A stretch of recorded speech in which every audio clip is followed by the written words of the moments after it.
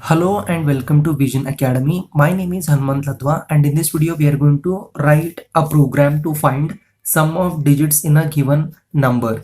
So here let us take an example.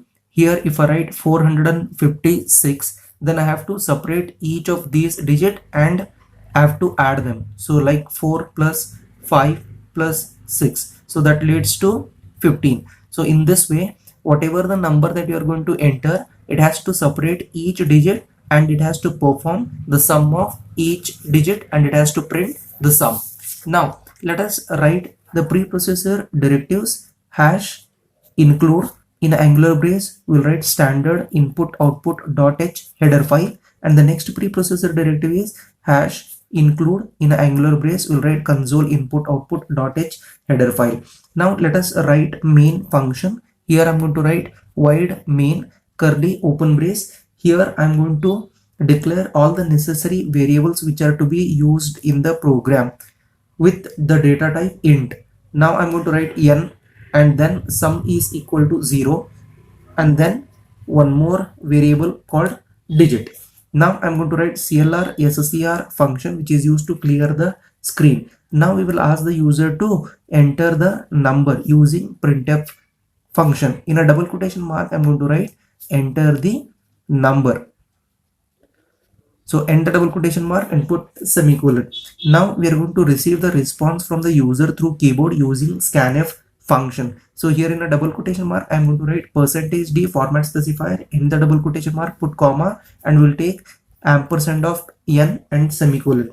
Now we are going to use the iterative statement while. While is a keyword, it should be written in lowercase letter only. Now we are going to take this n not equal to 0. If n value is not equal to 0, then it has to iterate through the while statement. So curly open brace indicates it's the beginning of body of the while function or while iterative statement. Now I'm going to write here the variable digit is equal to n modular division by 10 and semicolon. So whenever we use modular division, it always returns us the remainder after division.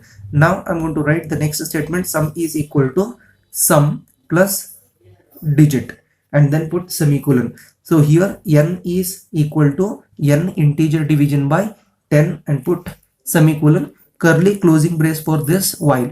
If the value of n is not equal to 0, then these three statements will get executed repeatedly till this condition is true. Once the condition is false, the control comes out of this while loop and then it is going to execute the next statement.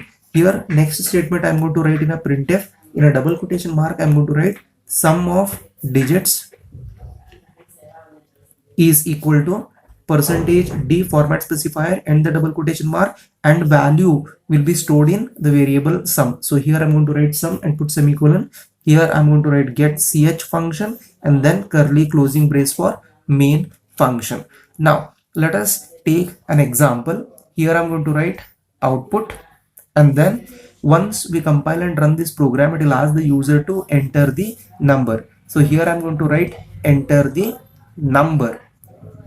For example, I'm going to enter 456. So this number consisting of 3 digits. So n is equated with value 456 while n is not equal to 0. So 456 is not equal to 0. Condition is true. Once the condition is true, then all these three statements will get executed. So what will happen now? Here I'm going to write digit is equal to n is 456 modular division by 10. So as I just now told you that whenever we use the modular division, it always returns us the remainder. So you can divide 456 by 10. 10 ones are 10, 40, 5s are 450 and 6 is the remainder. So 6 will be stored in a variable called digit. Now we are going to perform the next statement, sum is equal to, for the first time sum is equated with value 0. If you do not equate sum is equal to 0, then it takes garbage value. Garbage value is a value which is already stored in this particular variable executed by the previous program, right? Next, sum is 0 plus digit is what? Digit is 6. So 0 plus 6 is 6 will be stored in sum. Now we are going to perform the next instruction. So here n is 456 integer division by 10. So integer division always gives us the quotient. So 10 ones are 10, 45s are 450. So here 45 will be returned. So first iteration is over. So here n value is 45. Again control transfers to while loop and it is going to check whether n is not equal to 0. Here n value is 45 which is not equal to 0. Again these three set of instructions will get executed. So I'm going to write digit is equal to, now n value is 45 modular division by 10. So this always gives us remainder. 10 ones are 10, 4s are 40, 5 will become the remainder. Now we are going to write the next statement, sum is equal to, now sum value is 6 because of the previous iteration, plus digit is 5. So this gives us 11. Next we are going to perform n is equal to, n is 45 integer division by 10. So this gives us quotient. So 10 ones are 10, 4s are, here 4 will be the quotient. So this completes the second iteration. Now n value is 4. Again control transfers to while and it is going to check the condition. Here 4 is not equal to 0. Hence it is true. Once again these three statements will get executed. So here I'm going to write digit is equal to, now n value is what? 4.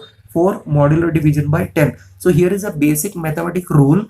When the numerator is less than denominator, then the numerator acts as a remainder. Here 4 is less than 10, hence the 4 will become remainder and quotient becomes 0. Now we are going to execute the second instruction, sum is equal to sum plus digit. Now sum value is 11 because of the previous iteration, plus now I'm going to write digit is 4. So that is equal to 11 plus 4 is 15 will be stored in the variable sum. N is equal to, n value is what? 4 integer division by 10. So here quotient is 0 because numerator is less than denominator, then the quotient is 0, remainder will become 4. But here integer division gives us quotient, hence we have to write 0. So this completes the third iteration. Now n value is 0. Again control transfers to while to check this condition. Here 0 is not equal to 0, no, condition is false. Once the condition is false, control comes out of this while looping construct and it is going to print sum of digits. Here it is going to print sum of digits is equal to percentage d sum. So what is the value stored in sum? 15. So it is going to print 15. Now let us execute this program. For that I will take you to my laptop screen. Here you can see I have already written this program in Turbo C++ integrated development environment. Now let us compile this program by pressing Alt F9 and here it is showing success, that indicates there is no syntax error. And now I'm going to press enter. Now let us run this program by pressing Control F9. Here it is asking the user to enter the number. For example, I'm going to enter 456 and then I'll press enter. Now you can see it is printing sum of digits is equal to 15. So it is adding 4 plus 5 plus 6, that is equated to 15. I hope you understood this program. If so, please write down in the comment box as understood. Thank you.